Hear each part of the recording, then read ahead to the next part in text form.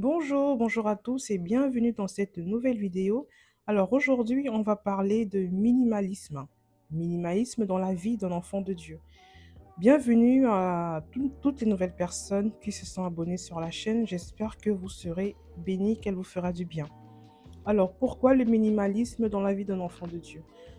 J'ai un peu étudié, entre guillemets, le principe du minimalisme. Et un jour, j'étais en train sûrement, j'avais vu un post sur Instagram, sur les réseaux sociaux, ou bien je méditais. Et une pensée m'est venue à l'esprit et elle m'a dit, et si on appliquait le minimalisme aussi dans notre vie chrétienne?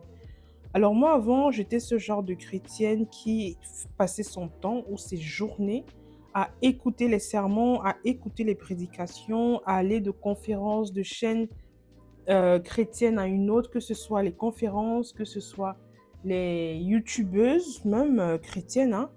Et je ne faisais que consommer, consommer, consommer ça. Et à un moment donné, je me suis posé la question. En fait, en vérité, j'ai commencé à saturer.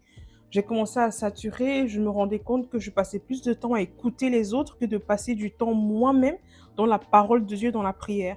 Donc à un moment donné, j'ai dit stop. J'ai dit que je vais arrêter. J'ai décidé que j'allais arrêter d'aller de vidéo en vidéo. Je parcourais les églises sur Internet. Et ça fait de moi, en fait, quelqu'un de, je n'ai pas envie de dire de frivole, mais presque. Et le principe du minimalisme, en fait, ça s'applique pas, on peut ne pas que l'appliquer dans la déco, mais aussi dans notre vie chrétienne.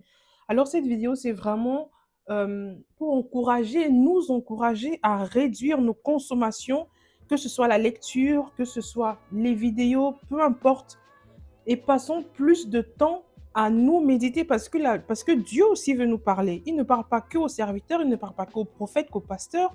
Il veut aussi nous parler, nous, en tant que ses enfants. Donc moi, j'ai décidé de réduire drastiquement ce que j'écoutais, ce que je lisais et de me concentrer moi-même, en fait, sur ma propre vie chrétienne et sur ma croissance spirituelle avec le Seigneur. Et je t'assure que ça porte beaucoup plus de fruits que de passer mon temps à voltiger de vidéo en vidéo, d'enseignement en enseignement, de page Facebook, de page en Facebook.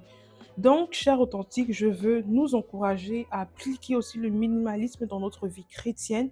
Moins de vidéos, plus d'intimité. Moins de lecture, plus de lecture de la parole de Dieu.